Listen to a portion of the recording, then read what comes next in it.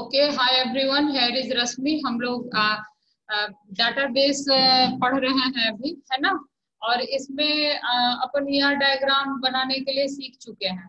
आज मैं आप लोगों को उससे आगे मिनिमाइजेशन पढ़ाऊंगी। ठीक है, मिनिमाइजेशन का मतलब क्या है कि आप जो है डाटाबेस में मतलब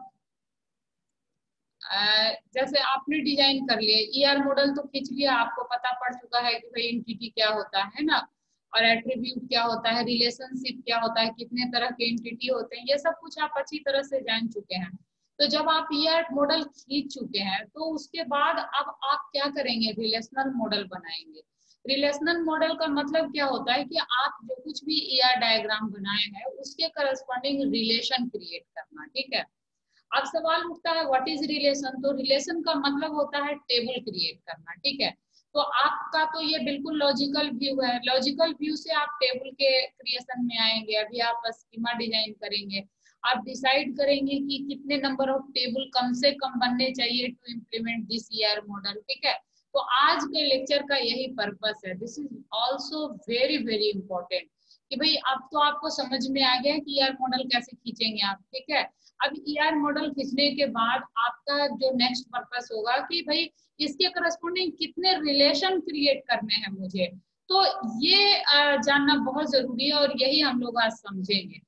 तो देखिए, ये डिपेंड करेगा कि आपका जो इंटिटी के बीच कार्डिनलिटी हम लोग पढ़े थे। कार्डिनलिटी आपको मैं ध्यान दिला दूं, कार्डिनलिटी का मतलब क्या था कि कितने नंबर ऑफ एंटिटी आपके रिलेशनशिप सेट से एसोसिएटेड हैं। That number of entity is called cardinality, है कि नहीं। और एंटिटी क्या होता है, एक एंटिटी सेट के अंदर कई सारे एंटिटी हो सकते हैं, तो कितने एंटिटी आपके एक पर्टिकुलर रिलेशन से एसोसिएट होते हैं वही नंबर कार्डिनलिटी कहलाता है। तो कार्डिनलिटी के टाइप से ही के ही आधार पर हम ये डिसाइड कर पाएंगे कि कितने नंबर ऑफ टेबल आपके होने चाहिए। क्लियर है। अब जैसे देखिए, यहाँ उदाहरण के तौर पे हम लोग एग्जांपल लेते हैं 1-to-1 कार्डिनलिटी का। इसका मतलब क्या है कि ये जो रिलेशन है, एक साइड दो बाइनरी रिलेशन है, तो 1-to-many कार्डिनलिटी का मतलब क्या है कि एक जो एंटिटी है वो हर एक सिंगल एंटिटी रिलेशनशिप से एसोसिएटेड होगा, सिंगल रिलेशनशिप से, राइट। लेकिन मेनी का मतलब क्या हुआ कि दूसरे साइड का जो एंटिटी है उस वो मल्टीपल एंटिटी सिंगल रिलेशनशिप से एसोसिएटेड होगा। ये सब हम लोग देख चुके हैं। अब एग्जांपल के तौर पे देखिए, इस डायग्राम को हम लोग समझने का कोशिश करते हैं। ये जो रेक्टेंगल शेप में आपका लिखा रहता है, this is entity, this one is entity, तो डायग्राम से ही सारी बातें समझ में आ जानी चाहिए। हम लोग को पता है डायमंड शेप में रिलेशनशिप देते हैं, इनरोल इन, ये आपका एक रिलेशनशिप का नाम हो गया। ओवल शेप में अपन एंटिटी का नाम सॉरी एट्रीब्यूट का नाम लिखते हैं ना। ये स्टूडेंट एंटिटी का, ये डायग्राम देख के आपको क्या पता पड़ रहा है कि स्टूडेंट एंटिटी में 3 एट्रीब्यूट हैं। One is SID, sname, phone number. इसके अलावा भी हो सकता है, इससे कम भी हो सकता है, डज नॉट डिपेंड। ये आपके रिक्वायरमेंट पे डिपेंड करता है, आपके सिस्टम में क्या क्या इंफॉर्मेशन स्टूडेंट के लिए आपको स्टोर करने की जरूरत है। ठीक है, तो उसके अकॉर्डिंग यहाँ नंबर ऑफ एंटिटी कम या ज्यादा हो सकता है। अंडरलाइन हम लोगों ने पढ़ा था कि अगर कोई एंटिटी अंडरलाइन है, इसका मतलब क्या होता है कि this entity is of type primary की, है ना। मतलब ये की है, I am not saying primary की और दिस की के बारे में एक डिटेल लेक्चर जस्ट इसके बाद हम लोग इसको पढ़ेंगे। ठीक है ना।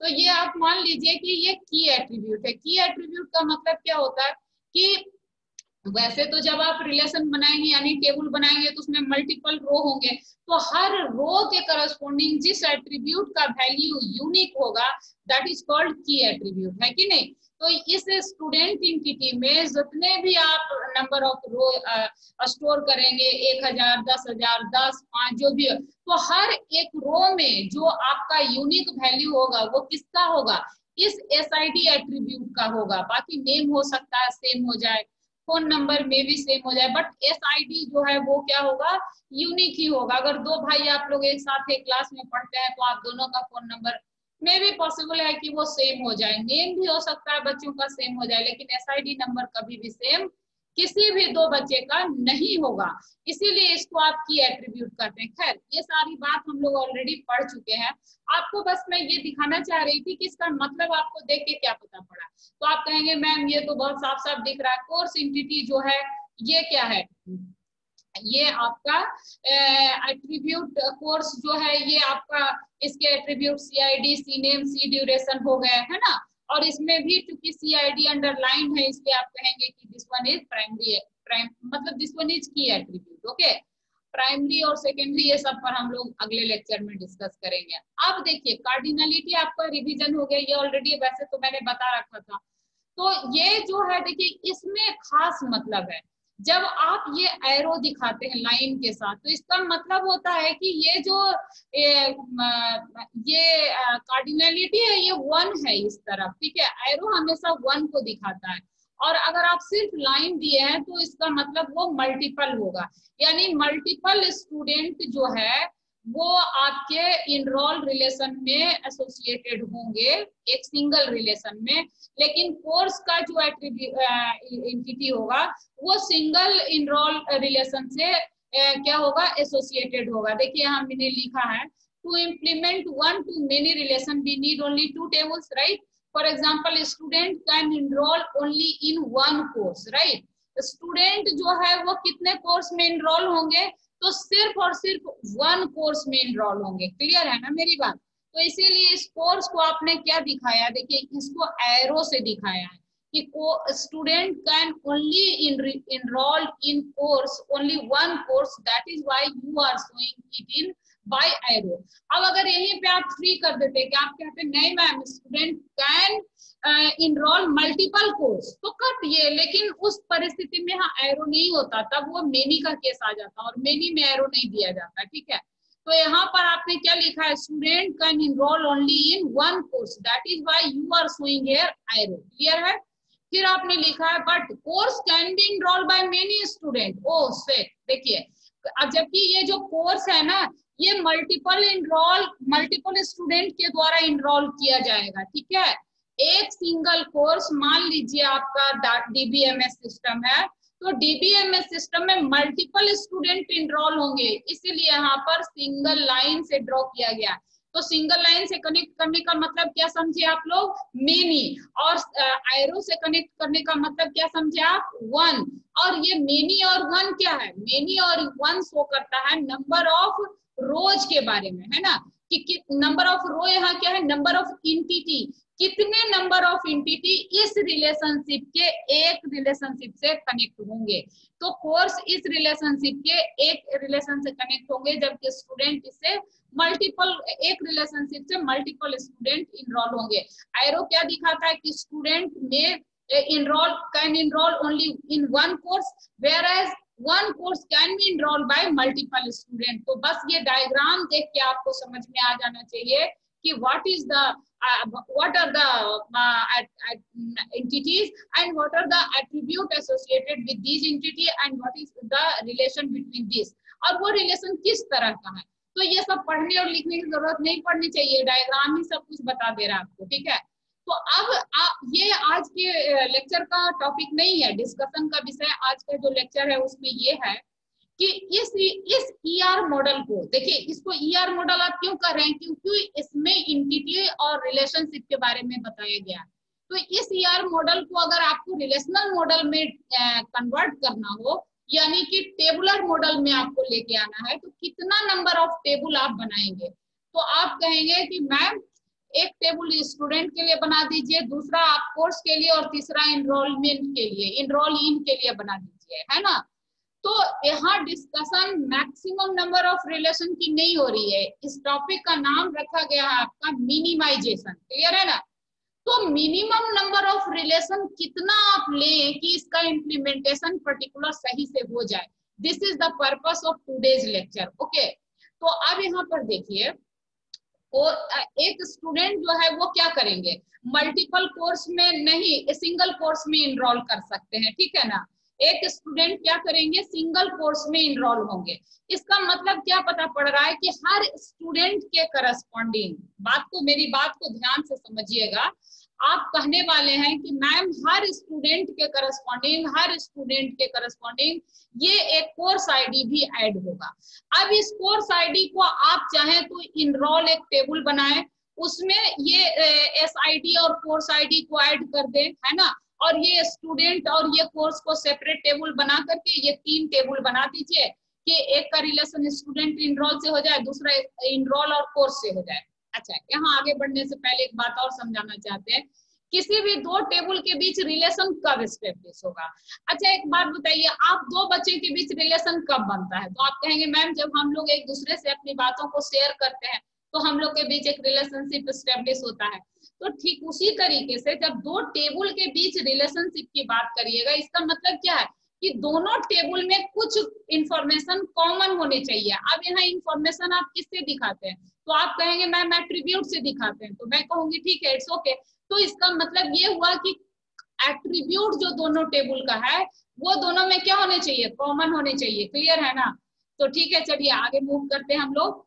तो अब देखिए, अब हमको करना क्या है, इन दोनों टेबल के बीच रिलेशन एस्टेब्लिश करने के एक सिंपल तरीके तो ये है कि स्टूडेंट और इनरोल में बना लें, इनरोल टेबल में भी एसआईडी को डाल दे और एसआईडी तो स्टूडेंट में है ही है, तो इन दोनों के बीच रिलेशनशिप एस्टेब्लिश हो जाएगा। और दूसरा क्या करें हम लोग, कोर्स और इनरोल के बीच एक रिलेशन बना ले। तो इसका मतलब क्या है कि जो इनरोल टेबल बनाएंगे आप, उसमें क्या करेंगे, ये सीआईडी डाल देंगे और इसका एसआईडी डाल देंगे, तो भी इस दोनों के बीच एक रिलेशन बनेगा क्योंकि इसका सीआईडी इसके पास है और इसका एसआईडी इसके पास है। ठीक है, तो इस तरह से इन दोनों टेबल के बीच रिलेशन बन जाएगा और इस दोनों टेबल के बीच रिलेशन बन जाएगा। एक तरीका ये है, लेकिन तब क्या ये तरीका अच्छा है? तो आप कहेंगे जी नहीं। कारण क्या होगा? क्योंकि इसमें जो है ना सीआईडी और एसआईडी जो है, देखिए एक कोर्स के करस्पॉन्डिंग एक स्टूडेंट होंगे, लेकिन हर नहीं सॉरी, एक स्टूडेंट एक ही कोर्स को लेगा, लेकिन एक कोर्स में मल्टीपल स्टूडेंट तो आ जाएंगे, तो एक ही सीआईडी के लिए कई सारे एसआईडी इस टेबल में रिडंडेंट डेटा आ जाएगा कि नहीं। और रिडंडेंसी आप बिल्कुल डीबीएमएस के पहले लेक्चर में चले जाइए, अगर आप इसके लिए अलग से एक टेबल बनाते हैं तो आप, चलिए कहीं दिक्कत आ गई ना? रिया कुमारी इंटर हो रही है, okay. What happened to this? कुछ तो दिक्कत हुआ। I don't remember, I don't understand what happened to this.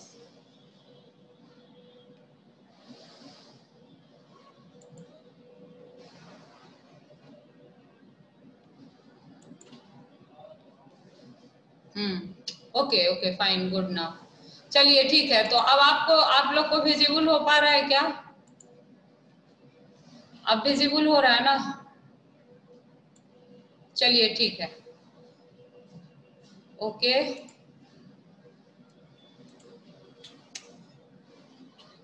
Okay okay, wait wait wait wait wait, क्या हो गया दिक्कत?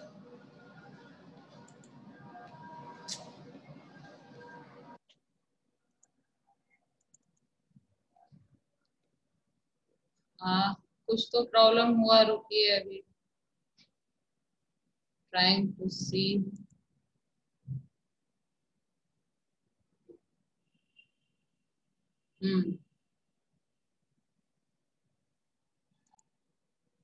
ओके ओके, ठीक है ना? तो हम लोग यहाँ बैक हो जाते हैं। तो आपको क्या समझ में आया कि हम लोग अगर 3 टेबल बनाते हैं तो भी ये काम हो जाएगा, लेकिन उसमें दिक्कत वाली बात क्या है, रिडंडेंसी बढ़ जाएगी। तो हम लोग कभी नहीं चाहेंगे कि टेबल में रिडंडेंसी हो, है कि नहीं?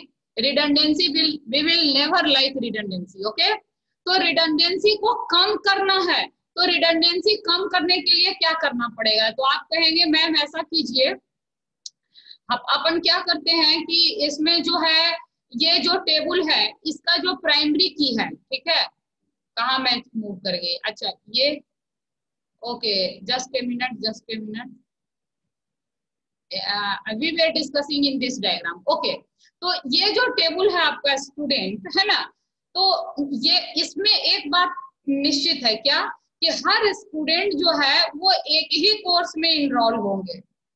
दिस इज वेरी फिक्स ना, तो हमें तो दोनों के बीच रिलेशनशिप लानी है कि नहीं। तो अगर आप ऐसा करें कि इस स्टूडेंट टेबल में इस सीआईडी जो कोर्स का प्राइमरी की है वो इसमें लेके आ जाते हैं, तो देखिए दो फायदे होंगे। एक तो स्टूडेंट और कोर्स में रिलेशनशिप बन जाएगा। तो बोलेंगे आप कैसे मैम, कैसे बन गया? तो वो ऐसे बन गया कि सीआईडी इस कोर्स में भी रहेगा और सीआईडी इस स्टूडेंट टेबल में भी रहेगा, और रिलेशन ऐसे ही तो बनता है। जब कोई भी एट्रीब्यूट दो कॉलम में कॉमन आ जाए तो वो दोनों जो टेबल है उसके बीच क्या हो गया, रिलेशनशिप एस्टेब्लिश हो गया, है ना। स्टूडेंट और कोर्स में क्या हो गया, रिलेशनशिप एस्टेब्लिश हो गया। तो एक बात तो ये बात हो गई। और दूसरा फायदा इसमें क्या हुआ कि रिडंडेंसी नहीं रही। क्यों नहीं रही? कि हर एक स्टूडेंट, पक्की बात है कि वो एक ही कोर्स में इनरोल होंगे, तो हर स्टूडेंट के करस्पॉन्डिंग क्या होगा, एक ही कोर्स आईडी होगा ना, तो रिपीटेड डाटा तो आएगा नहीं। लेकिन हाँ, रिडंडेंसी बढ़ जाएगा अगर आप इस एसआईडी को इधर लेके आ जाते हैं।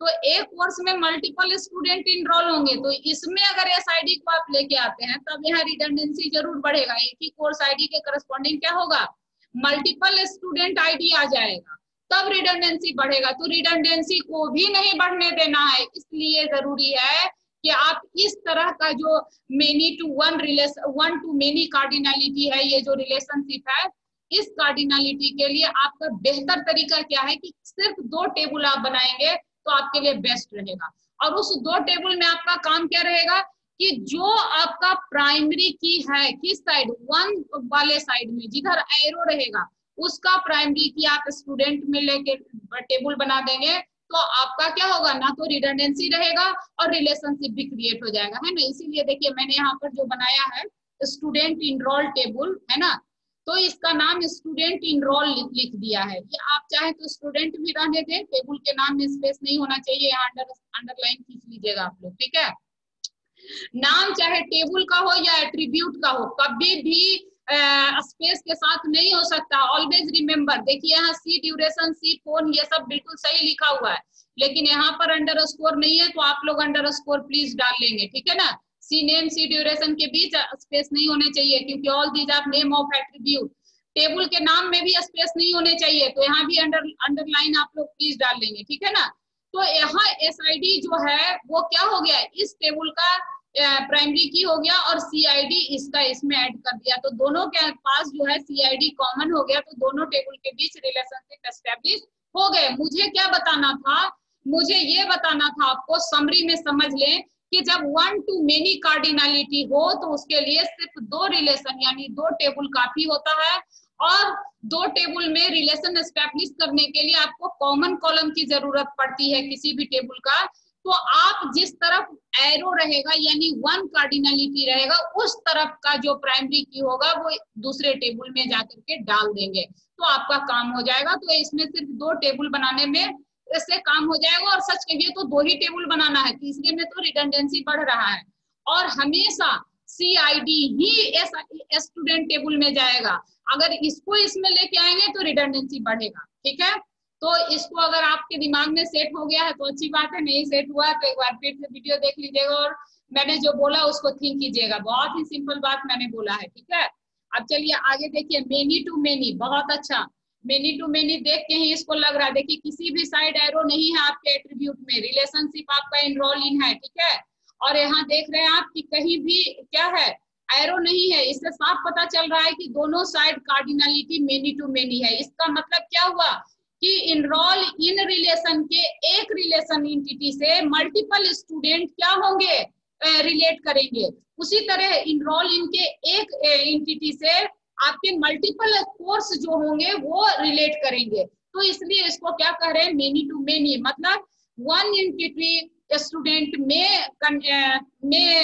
enroll in multiple course and in single course multiple student may enroll in single course, right. तो दोनों साइड मेनी मेनी का केस है। अच्छा, इसको देख के आपको पता चल रहा है कि ये तीनों जो है ये कोर्स का एट्रीब्यूट है और ये तीनों इसका स्टूडेंट का एट्रीब्यूट है, इसका प्राइमरी की है, इसका प्राइमरी की है। ये बहुत आसान हो गया आप लोग को समझने का।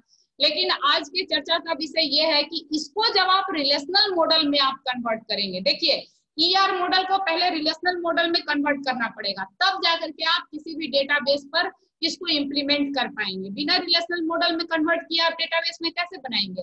डेटाबेस चाहे ओरेकल हो या एसक्यूएल सर्वर हो, तो उसमें टेबल क्रिएट करने के लिए आपको पता होना चाहिए ना कि इस ईआर मॉडल के लिए हमको कितना और कौन कौन सा टेबल बनाना है, उस टेबल के कितने एट्रीब्यूट होंगे, है ना। तो यही आज हम लोग डिस्कस कर रहे हैं।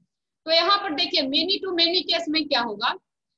अब यहाँ पे समस्या है, इस ये एसआईडी के करस्पॉन्डिंग भी मल्टीपल सीआईडी होंगे और इस सीआईडी के करस्पॉन्डिंग भी मल्टीपल एसआईडी होंगे, है कि नहीं, क्योंकि ये मेनी टू मेनी है। तो अब आप दो टेबल से काम ही नहीं चला पाएंगे, है कि नहीं। इस एसआईडी के लिए मल्टीपल सीआईडी होगा और इस सीआईडी के लिए मल्टीपल एसआईडी होगा। तो अब आपके पास रिडंडेंसी रिमूव करने के एक ही तरीके हैं, इस सीआईडी को एसआईडी में लाइए, कोर्स में लाइए, चाहे सीआईडी को स्टूडेंट में लाइए, आपका रिडंडेंसी बढ़ना ही बढ़ना है।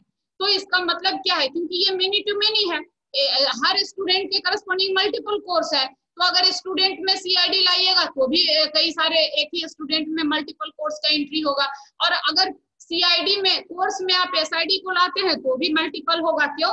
क्योंकि हर कोर्स के करस्पॉन्डिंग मल्टीपल स्टूडेंट है, तो दो टेबल में तो रिडंडेंसी होना ही होना है। क्यों भाई? क्योंकि रिलेशन कार्डिनलिटी जो है वो कैसा है, मेनी टू मेनी का है। समझ रहे हैं आप मेरी बात?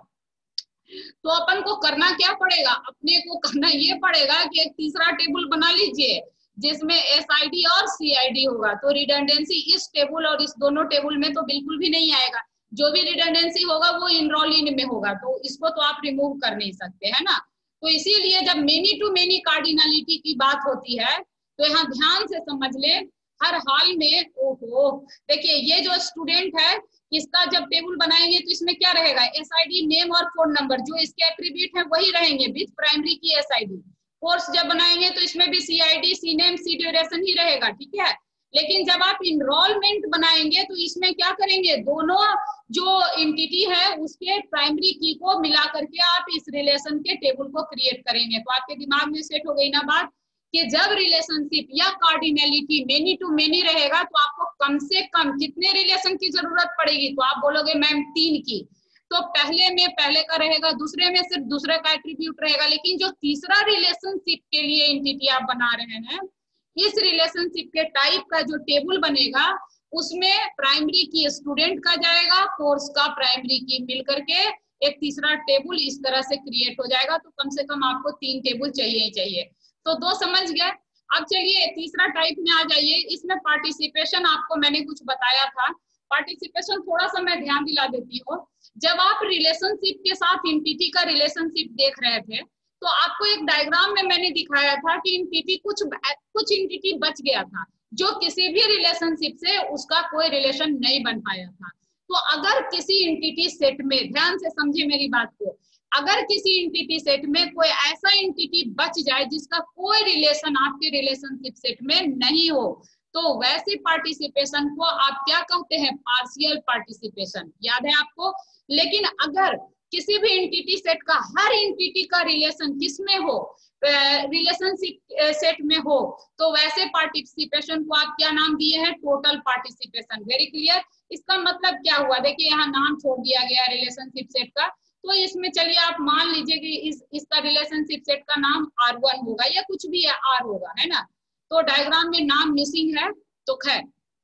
अच्छा, दूसरी बात, जो टोटल पार्टिसिपेशन होता है ना, उसको डायग्राम में आप डबल लाइन से शो करते हैं, ठीक है। तो इस डायग्राम को देख के आपको क्या पता चल रहा है, इस डायग्राम को देख के आपको पता चल रहा है कि there are 2 entity in this diagram, one is U1, another one is E2, and U1 का जो एट्रीब्यूट्स है वो कौन कौन है, A1, A2, A3 विथ की एट्रीब्यूट। A1 अंडरलाइन है इसलिए ये की एट्रीब्यूट है, और E2 के जो एट्रीब्यूट है B1, B2, B3, ये 3 एट्रीब्यूट है, जहां B1 क्या है, अंडरलाइन है, ठीक है। ये बात आपको समझ में आ गई। अब ये दोनों साइड एरो है, इसका मतलब ये जो कार्डिनलिटी है वो क्या है, 1 to 1 है। मतलब एक E1 के एक एंटिटी का रिलेशनशिप के एक एंटिटी से रिलेशन बनेगा, सिमिलरली E2 के एक के साथ ही बनेगा, है ना। यहाँ 1 to 1 है, लेकिन इसमें गौर से देखिए, एक साइड डबल एरो है, दूसरे साइड सिंगल एरो है, सिंगल लाइन है। तो इसका भी एक खास मतलब है। देखिए डबल लाइन का मतलब क्या होता है, डबल लाइन का मतलब हमेशा क्या होता है, टोटल पार्टिसिपेशन। डबल लाइन का मतलब क्या होता है आपका, टोटल पार्टिसिपेशन। मतलब इस एंटिटी का हर एक एंटिटी, समझ लें, इवन एंटिटी टाइप के हर एक एंटिटी का रिलेशनशिप के साथ रिलेशन रहेगा, है ना, इस रिलेशनशिप एंटिटी के साथ रिलेशन रहेगा। लेकिन अगर आप कहीं पार्टिसिपेशन पार्शियल बोलते हैं तो इसका मतलब क्या है कि हो सकता है कि इस E2 टाइप का जो एंटिटी है उसका कुछ एंटिटी ऐसा हो जिसका किसी के साथ कोई रिलेशनशिप, किसी रिलेशनशिप एंटिटी के साथ नहीं है। तो ऐसे पार्टिसिपेशन को अपन क्या बोलते हैं, पार्शियल पार्टिसिपेशन, और इसको क्या बोलते हैं अपन, टोटल पार्टिसिपेशन। समझ रहे ना आप मेरी बात। तो टोटल पार्टिसिपेशन ये क्या कह रहा है कि ये जो डायग्राम बना हुआ है, ये डायग्राम में क्या है, एटलीस्ट वन एंड पर टोटल पार्टिसिपेशन कम से कम एक एंड पर होना ही होना चाहिए। तब आप इसके लिए रिलेशनल मॉडल कैसे बनाएंगे, ठीक है, समझ रहे हैं आप मेरी बात, कि मैंने क्या बोला कि भाई इसमें दो एंटिटी है, दोनों के बीच रिलेशनशिप है, और वो कैसा है, 1 to 1, लेकिन कम से कम एक एंटिटी में आपका पार्टिसिपेशन क्या है, टोटल है। तो इस परिस्थिति में जो आपका एंटिटी जो रिलेशन टेबल बनेगा वो बहुत ही चौंकाने वाली बात है। आप इसमें एग्री भी हो जाएंगे कि इसके लिए सिर्फ एक टेबल काफी होगा। अब बोलिए ऐसा क्यों मैं बोल रही हूँ, तो ऐसा मैं इसलिए बोल रही हूँ क्योंकि अगर इस E1 के लिए आप टेबल बनाते हैं तो दोनों साइड 1 to 1 है, तो एक बात तो पक्की है कि इसमें रिडंडेंसी जैसी कोई चीज होनी नहीं है। तो जब रिडंडेंसी होनी नहीं है, एक बात ये पक्की है, और दूसरी बात क्या है कि पार्टिसिपेशन क्या है, टोटल है ना, पार्टिसिपेशन इस साइड E1 के साइड क्या है, टोटल है। इसका मतलब क्या है कि E1 एंटिटी का, एंटिटी टाइप का हर एक एंटिटी इस E2 के एंटिटी से क्या होंगे, कहीं ना कहीं रिलेट करेंगे, है ना। तो ये जो टोटल पार्टिसिपेशन वाला एंटिटी है, इसके अंदर अगर इनके सारे एट्रीब्यूट को मिला करके एक रिलेशन बना दिया जाए तो ये कुछ भी, कोई भी आपका इंफॉर्मेशन मिसिंग नहीं होगा और ना ही रिडंडेंट रहेगा, है कि नहीं। तो हमको तो यही दो चीजें चाहिए ना, कि जब अपन रिलेशन क्रिएट करते हैं, जब अपन टेबल बनाते हैं तो रिडंडेंसी नहीं होने चाहिए, पहली बात। दूसरी बात क्या नहीं होनी चाहिए, कोई इंफॉर्मेशन मिसिंग नहीं होनी चाहिए। तो अगर टोटल पार्टिसिपेशन के टाइप वाले में इसको ऐड कर दीजिएगा, इसके एट्रीब्यूट को, तो कोई इंफॉर्मेशन मिसिंग नहीं होगा। लेकिन अगर आप बच्चे पूछेंगे मैम अगर E2 में हम लोग इस A1 A2 A3 को ऐड करेंगे तब क्या होगा, तो जाहिर सी बात है आपका इंफॉर्मेशन मिसिंग हो सकता है। क्यों, क्योंकि इसमें बहुत सारे कुछ ऐसे एंटिटी हो सकते हैं जो आपके क्या होंगे, इसके मिसिंग हो, इसके नहीं हम लोग को पता हो, है ना।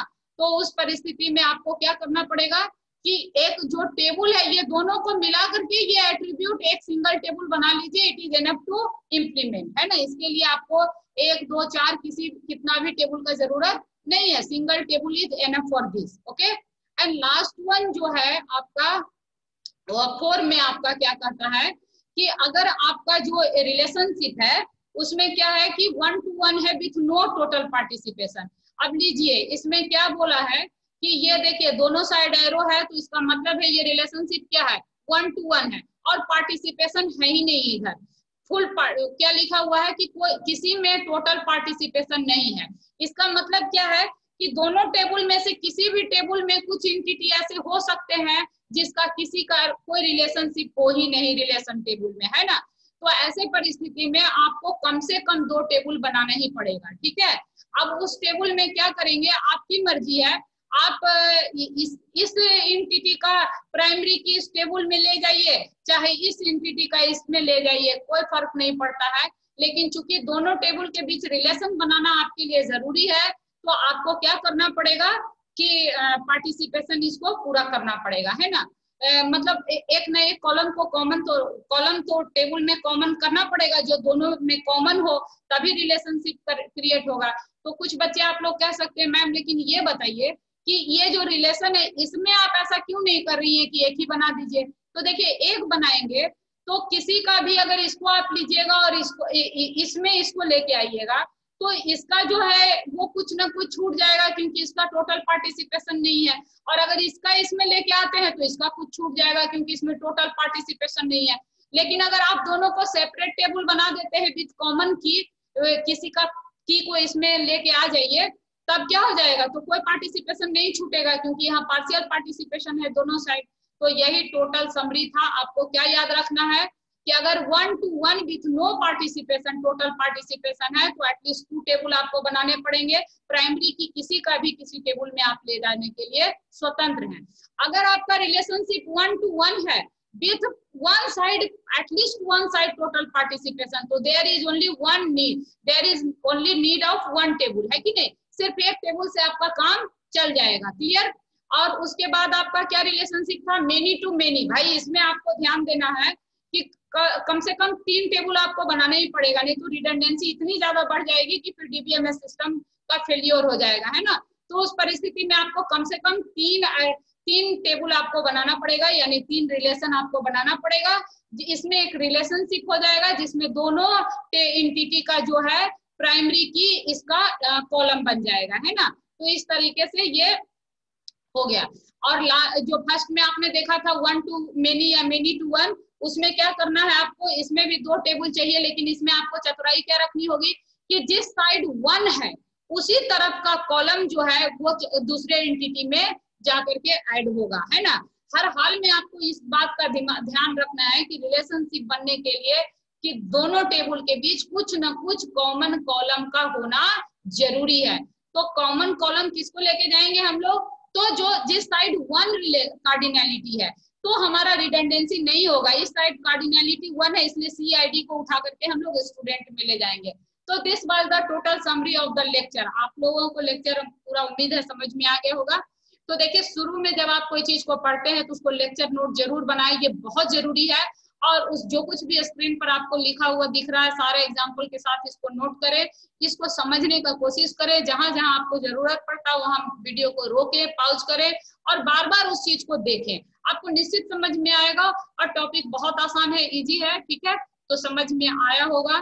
तो प्लीज आप लेक्चर को लाइक शेयर सब्सक्राइब जरूर कीजिएगा, मुझे सपोर्ट कीजिए आप लोग, ठीक है। Thank you, take care, bye. हम लोग बहुत जल्दी दूसरे लेक्चर में मिलेंगे, ओके।